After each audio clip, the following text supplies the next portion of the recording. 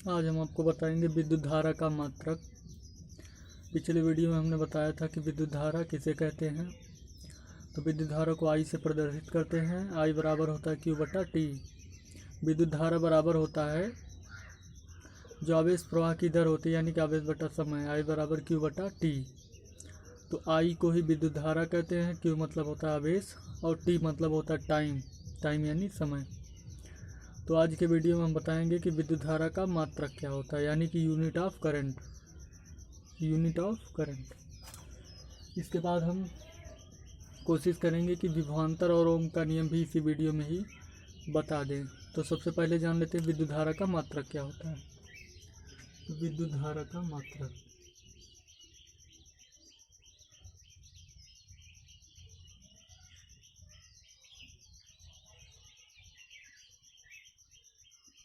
तो मात्रक निकालना बिल्कुल आसान है। जैसे होता है सूत्र में आई बराबर क्यू बटा टी, फार्मूला है आई बराबर क्यू बटा टी। तो हमको आई का मात्रक निकालना है तो क्यू का मात्रक बटा टी का मात्रक। यहाँ हो जाएगा आई का मात्रक बराबर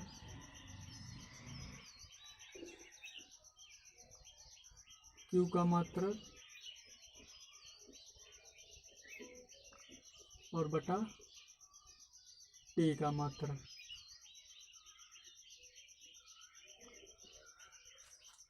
क्यू का मात्रक यानी कि आवेश का मात्रक होता है कूलाम,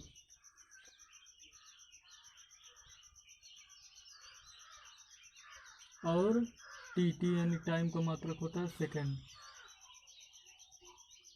तो जो आई का मात्रक है यानी कि धारा का जो मात्रक है, यहाँ से क्या निकला, कूलाम बटा सेकेंड, कूलाम बटा सेकेंड, या इसको पढ़ते हैं कूलाम प्रति सेकेंड, कूलाम बटा सेकेंड। इसी को कहेंगे कूलाम प्रति सेकेंड।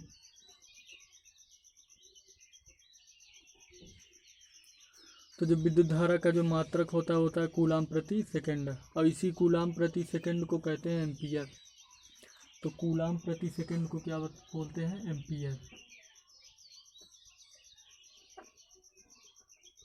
तो विद्युत धारा का जो मुख्य मात्रक होता है वो होता है एम्पियर। कूलाम प्रति सेकंड को कहते हैं एम्पियर। तो विद्युत धारा का मात्रक क्या होता है, एम्पियर। तो सबसे पहले जान लेते हैं विद्युत धारा क्या होती है कि आई बराबर क्यू बटा टी यानी कि आवेश प्रवाह की दर को विद्युत धारा कहते हैं।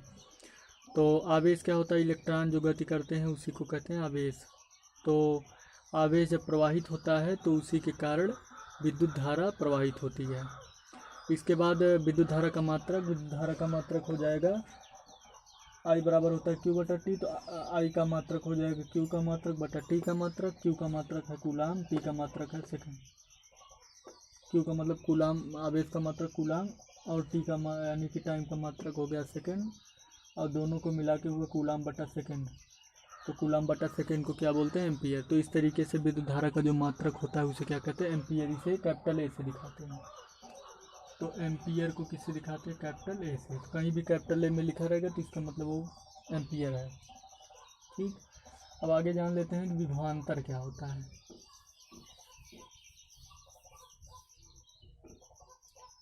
आगे जान लेते हैं कि विभवांतर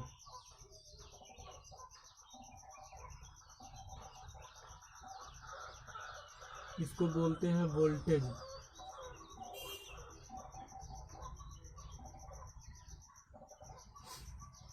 विभवांतर को क्या बोलते हैं, वोल्टेज।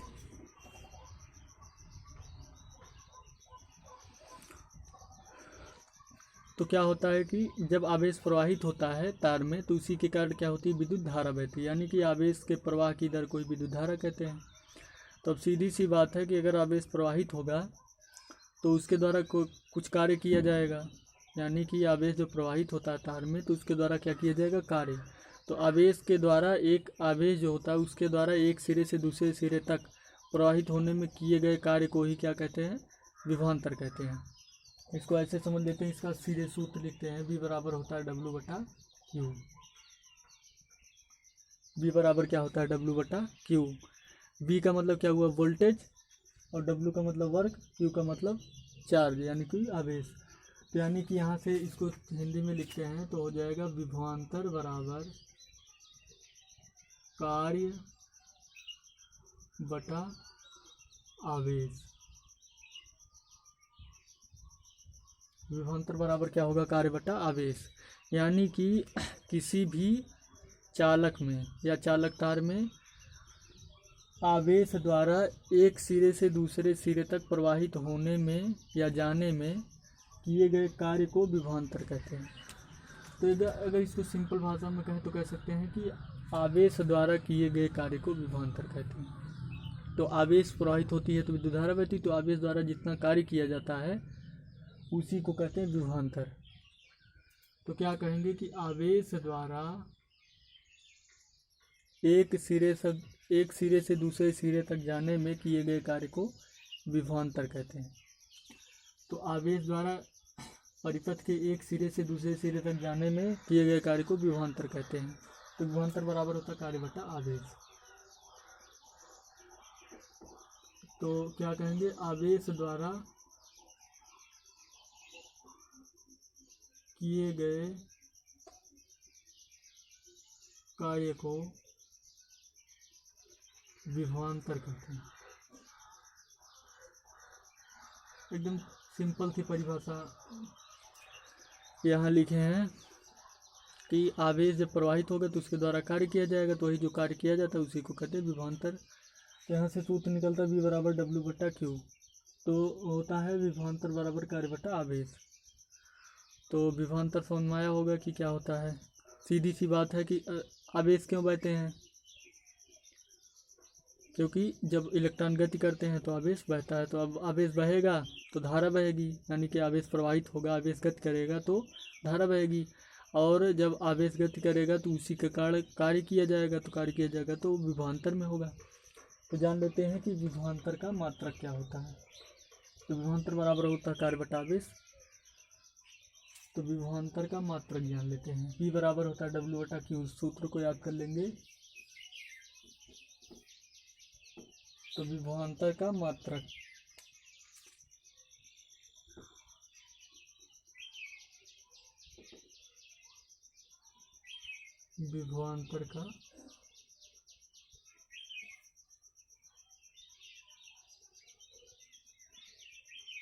सूत्र क्या होता है, V बराबर W बटा Q। सूत्र को याद रख लेंगे, बाकी कुछ नहीं करना है। तो V का मतलब वोल्टेज, W फॉर वर्क मतलब कार्य, और Q का मतलब चार्ज मतलब आवेश। ठीक, और यहाँ से इसका मात्रक हम निकाल लेंगे। तो हो जाएगा V का मात्रक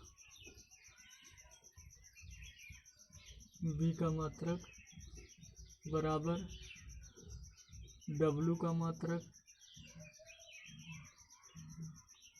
बटा Q का मात्रक। तो V का मात्रक हो जाएगा क्या, बराबर W का मात्रक बटा Q का मात्रक। तो W का मात्रक होता है, W का मात्रक यानी कार्य का मात्रक क्या हो जाएगा, जूल। Q का मात्रक यानी कि आवेश का मात्रक क्या हो जाएगा, कूलाम। तो V का मात्रक निकल जाएगा यहाँ से। V मतलब वोल्टेज। तो जो V का मात्रक होता है वो होता है जूल बटा कूलाम। इसी को कह सकते हैं जूल प्रति कूलाम। जूल प्रति कूलाम। तो विभवांतर का क्या मात्रक होता है, जूल प्रति कूलाम या जूल बटा कूलाम। और इसी जूल बटा कूलाम को हम लोग कहते हैं वोल्ट। इसी को क्या कहते हैं, वोल्ट। किससे दिखाते हैं, कैपिटल V से। तो फिर से जान लेंगे, सबसे पहले जान लेंगे कि विभवांतर क्या होता है। तो विभवांतर जो होता है, आवेश जो प्रवाहित होता है, आवेश द्वारा किए गए कार्य को विभवांतर कहते हैं। यहाँ से ऐसे परिभाषित कर सकते हैं कि आवेश द्वारा प्रवाहित होने में, एक सिरे से दूसरे तक प्रवाहित होने में किए गए कार्य को विभवांतर कहते हैं। ठीक, विभवांतर बराबर होता है कार्य बटा आवेश। तो V बराबर होता है W बटा Q। यहाँ से मात्रक निकालना, V का मात्रक बराबर होगा W का मात्रक बटा Q का मात्रक।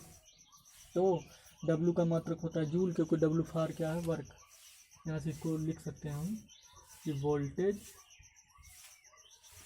Is equal to work upon charge.